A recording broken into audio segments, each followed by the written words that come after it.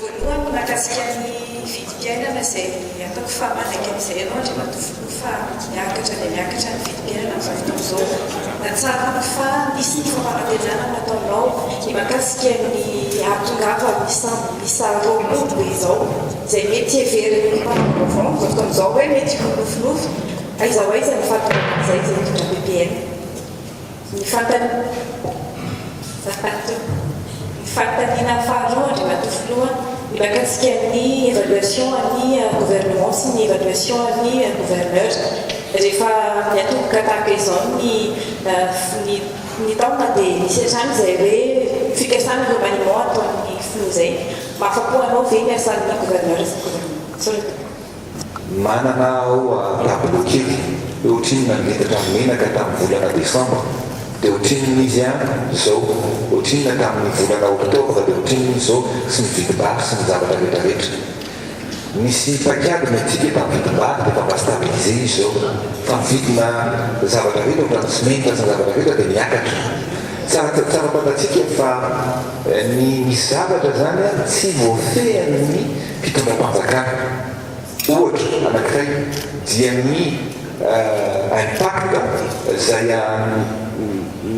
ny ainatsika noho ny nasetry ny coronavirus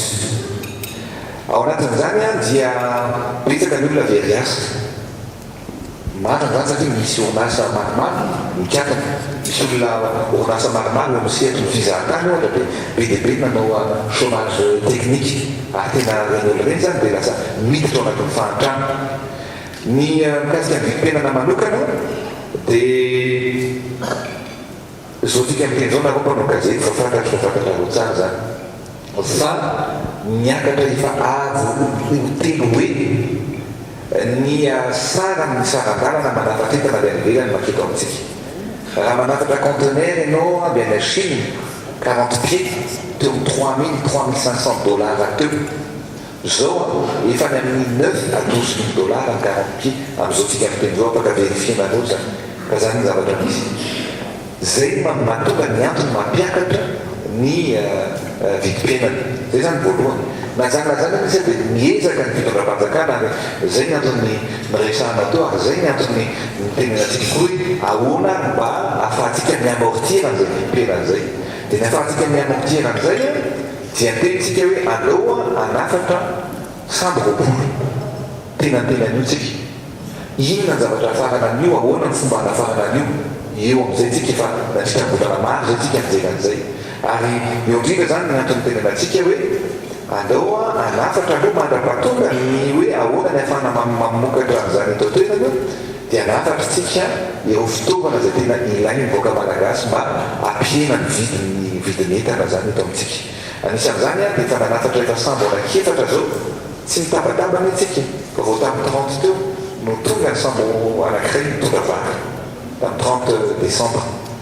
mitondra nanafatra vary tsika mba entina ampiena ny vidim-bary eto amintsika ny efa mifanaraka tsika zao ary miandry ny variteny satria tsy hoe manafatra fotsiny koa ny mamaky fa hoe anafatra dia inona ny fabraiky amin'ny fahefana vidiny malagasy dia efa nanoratra ary efa mifampiantso tamin'ny prime ministre indiana amin'ny ahafahantsika manafatra sambo anankifolo mitondra vary mitondra masom-boly ary mitondra ireo fitaovana agricole semi-industriel izay hozaraina amin'ireo tantsaha mpamokatra zany hoe mba ampitombo zany ny vokatra izay famokaram-bary ataontsika fa eo ihany koa ny maiky hoe ahoana ihany koa ny ahafahantsika mampitombo ny mampiena ny vidim-bary eto amintsika ohatr'izay ny simenitra ohatr'izay ny vy fa miresaka an'izay nareo manina ny olona matsy mitena navatra sambo roapolo dia misy ny sasany mieritreritra hoe tonga dia tonga daholo le sambo roapolo tsy zay ny le izy ka tonga tsy kelikely io ary ny stockage tsika ao an-tamatavy ao tomasina dia tsy mahazaka mihitsy raha tsy diso ny silo atsika eo raha tsy diso ao nareo ohatrany hoe 50 000 tonnes raha tsy diso 30 000 tonnes ny silo afahantsika manangona blé zany ao na manangona vary vrac en gros no varatsika ao tomasina nefa nampirenenao tany Madagasikara tokony ena 200 000 taona ny silo ahafahantsika mananoba zany hoe tsy manana toerana zany na nafatra an'ireo conteneur raha tonga ide mandeha tsisy toerana stokinan'ireo automas dia zay zany miantsony hoe voatonga io zao le vary efa makany Toliara makany Tsiranana etsetretetra zay mikasika an'izay ngamany aloha fitiavana Donia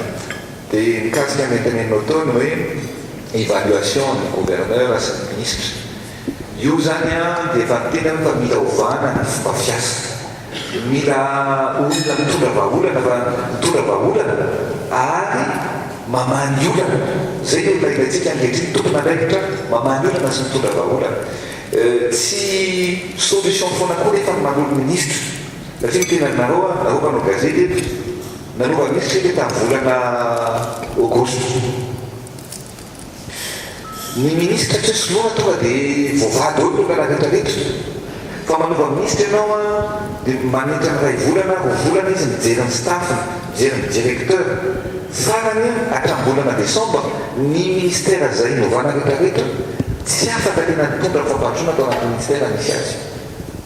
zany hoe tsy vahaolana foana manova ministre zany dia zany tsara fantatsika ihany koa matetika efa fotsiny hoe miova ny ministre fa kosa